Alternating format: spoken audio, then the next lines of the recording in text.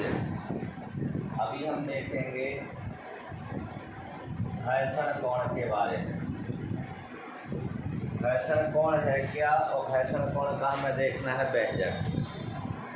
सबसे पहले हम एक इस प्रकार के डायग्राम को बनाएंगे जिसमें थोड़ा सा डायग्राम को समझे कि कहाँ पर क्या बना हुआ है।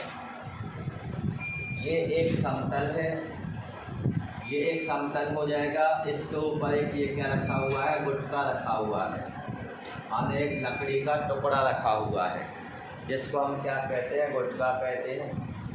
अब जब हम इसको रखेंगे तो इस गुटके का भार कहाँ पर होगा, नीचे की ओर, और उसके भार के अपोजिट ऊपर की दिशा में क्या लगता है, अभिलंब प्रतिक्रिया बल। अभिलंब प्रतिक्रिया बल को किससे प्रदर्शित करते हैं, कैपिटल आर से। और ये इस पर आगे की दिशा में लग रहा है बल, और ये हो जाएगा आपका सीमांत घर्षण बल Fs, और ये बन रहा है हमारा यहाँ पर क्या, कोण, जिसे हम क्या कहेंगे, घर्षण कोण। और किससे प्रदर्शित किया गया है, लैम्ब्डा से प्रदर्शित किया गया है। किससे प्रदर्शित किया गया है, लैम्ब्डा से प्रदर्शित किया गया है। तो घर्षण, सीमांत घर्षण और अभिलंब प्रतिक्रिया, यहाँ पर हम लिखेंगे सीमांत घर्षण और अभिलंब प्रतिक्रिया का परिणामी। इतनी बात को पहले समझ लें। अब हमने कहा सीमांत घर्षण यानी Fs, ये वाला सीमांत घर्षण यानी Fs, और अभिलंब प्रतिक्रिया यानी ये वाला पोर्शन जिसे हम OA से प्रदर्शित कर रहे हैं। इनका क्या परिणामी, यानी दोनों के बीच में ये जो लाइन खींची गई है ये किसको प्रदर्शित करेगा, परिणामी को शो करेगा। तो सीमांत घर्षण Fs, अभिलंब प्रतिक्रिया R, दोनों का परिणामी। अभिलंब प्रतिक्रिया के साथ जो कोण बनाता है, इस कोण को ही हम क्या कहते हैं, घर्षण कोण कहते हैं। क्या कहा जाता है, घर्षण कोण। तो अभिलंब प्रतिक्रिया का परिणामी अभिलंब प्रतिक्रिया से किसके साथ, अभिलंब प्रतिक्रिया के साथ जो कोण बनाता है उसे घर्षण कोण कहते हैं। क्या कहा जाता है, घर्षण कोण कहा जाता है। और घर्षण कोण को हम किससे प्रदर्शित करते हैं, लैम्ब्डा से प्रदर्शित करते हैं। ये हो गई आपकी परिभाषा। ये है सीमांत घर्षण, ये है अभिलंब प्रतिक्रिया, और ये है दोनों का परिणामी।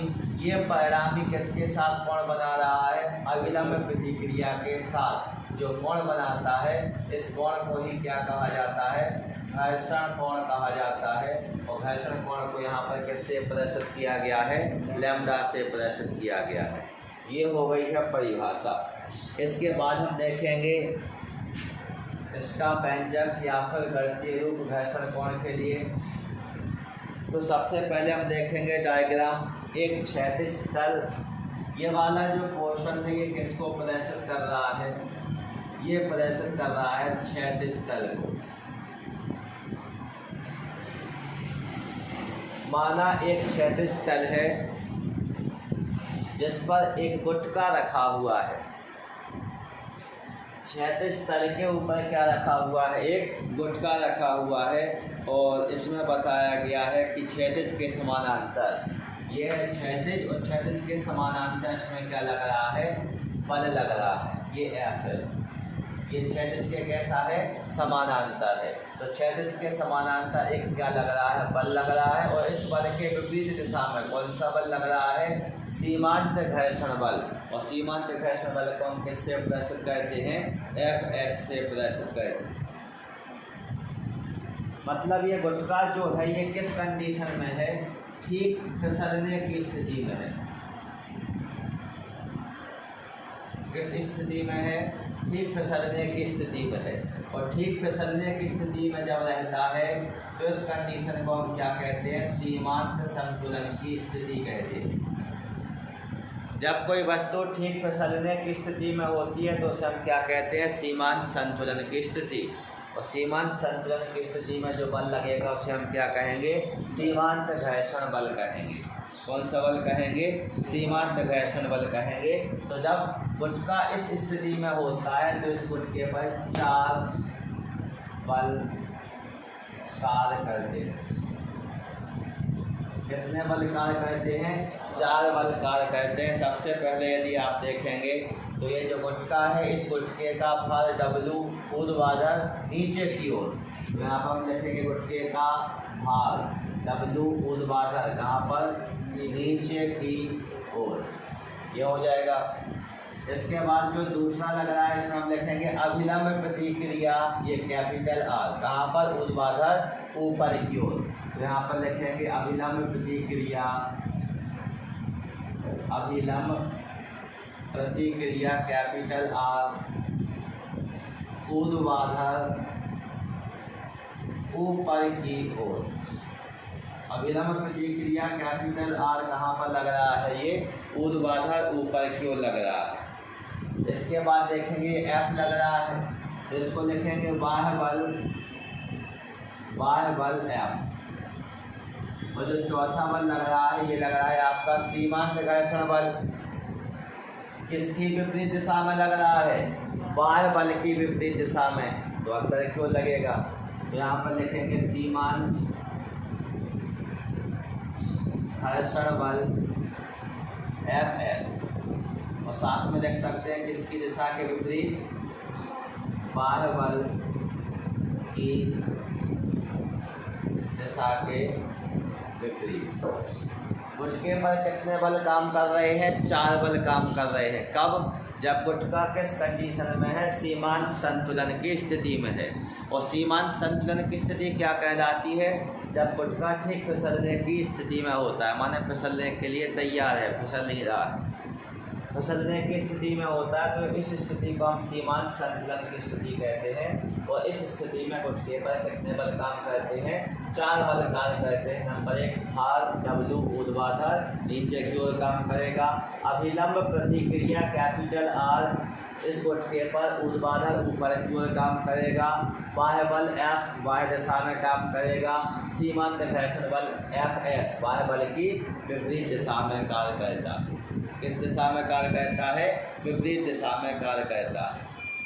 अब अभिलंब प्रतिक्रिया कैपिटल R, ये जो अभिलंब प्रतिक्रिया कैपिटल R है, इसे किससे? OA से प्रेषित किया गया है।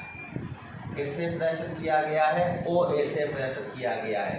सीमांत घर्षण Fs, इसको किससे प्रेषित किया गया है? BO से प्रेषित किया गया है। किससे प्रेषित किया गया है? चित्र में BO या फिर OB से प्रेषित किया गया है। जब हम इसको यहाँ पर मिला देंगे, इसको जब हम यहाँ पर मिला देंगे तो ये क्या बन जाएगा? एक समानांतर चतुर्भुज बन जाएगा। क्या बन जाएगा? एक समानांतर चतुर्भुज। तो फिर क्या किया गया है? मिला दिया गया है, और मिलाने के बाद में क्या प्राप्त हो गया है? OABC, OABC एक समानांतर चतुर्भुज प्राप्त हो गया। क्या प्राप्त हो गया है? एक OABC समानांतर चतुर्भुज प्राप्त हो गया है। जिसमें यदि अपन देखें तो विकर्ण क्या है? विकर्ण ये है OC, OC क्या हो जाएगा? विकर्ण। तो लंब क्या रहेगा आपका? CA क्या रहेगा? लंब। और ये क्या हो जाएगा आपका? आधार। ये 90 डिग्री का कोण नहीं बन रहा है यहाँ पर, तो ये आपका लंब हो जाएगा और ये क्या हो जाएगा? आधार हो जाएगा। तो इसमें हम देखेंगे समकोण त्रिभुज, ये बन रहा है आपका त्रिभुज, समकोण त्रिभुज 90 डिग्री का कोण बन रहा है। समकोण त्रिभुज कौन सा त्रिभुज हो जाएगा आपका? OAC में, समकोण त्रिभुज OAC में। तो यहाँ पर कोण क्या है अपना? लैम्डा है। तो फॉर्मूला लगाएंगे क्या? tan लैम्डा बराबर लंब बटे क्या हो जाएगा? आधार। तो टेन लैम्डा बराबर लंब की वैल्यू क्या है सी ए, आधार क्या हो जाएगा ओ ए।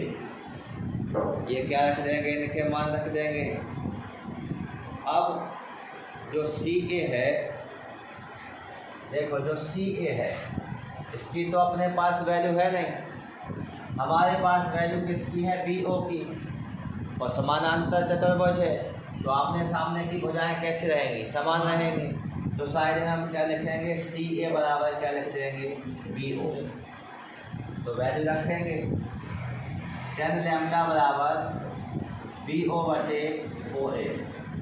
अब अपने पास वैल्यू आ गई, आप देखेंगे बी ओ का मान क्या है एफ एस, ओ ए का मान क्या है अपने पास आर। तो मान रख देंगे टेन लैम्डा बराबर क्या हो जाएगा एफ एस बटे आर। ये हो गया समीकरण नंबर 1। अब लगाना स्थैतिक घर्षण गुणांक की परिभाषा से। यहाँ पर हम लिखेंगे स्थैतिक घर्षण गुणांक की परिभाषा से। स्थैतिक घर्षण गुणांक को किससे प्रदर्शित करते हैं म्यू एस से। किससे प्रदर्शित करते हैं म्यू एस से, और म्यू एस बराबर क्या होता है एफ एस बटे आर। ये हम देख चुके हैं जब हमने घर्षण के नियमों को देखा था तब।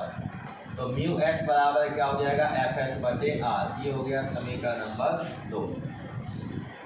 इसके बाद समीकरण 1 बार 2 से आप समीकरण 1 में देख रहे हैं यहाँ पे भी एफ एस बटे आर और यहाँ पे भी क्या है एफ एस बटे आर। तो यहाँ से आप समीकरण 1 बार 2 को बराबर कर देंगे, टेन लैम्डा बराबर क्या हो जाएगा म्यू एस हो जाएगा। टेन लैम्डा बराबर क्या हो जाएगा म्यू एस हो जाएगा। मतलब स्थैतिक घर्षण गुणांक। म्यू एस का मतलब क्या होता है स्थैतिक घर्षण गुणांक। घर्षण कोण की, लैम्डा को क्या कहेंगे घर्षण कोण कहेंगे। स्थैतिक घर्षण गुणांक और लैम्डा जो दिया गया है ये किसको प्रदर्शित कर रहा है घर्षण कोण को। तो घर्षण कोण की स्पर्शज्या यानी के लिए कौन से शब्द का उपयोग करते हैं स्पर्शज्या का। तो घर्षण कोण की स्पर्शज्या के कैसा होता है बराबर होता है। आपसे ऐसे पूछा जा सकता है कि सिद्ध कीजिए कि स्थैतिक घर्षण गुणांक घर्षण कोण की स्पर्शज्या के बराबर होता है। तो आपको कौन सा क्वेश्चन देखना है घर्षण कोण का क्वेश्चन देखना है। बात समझ में आ गई।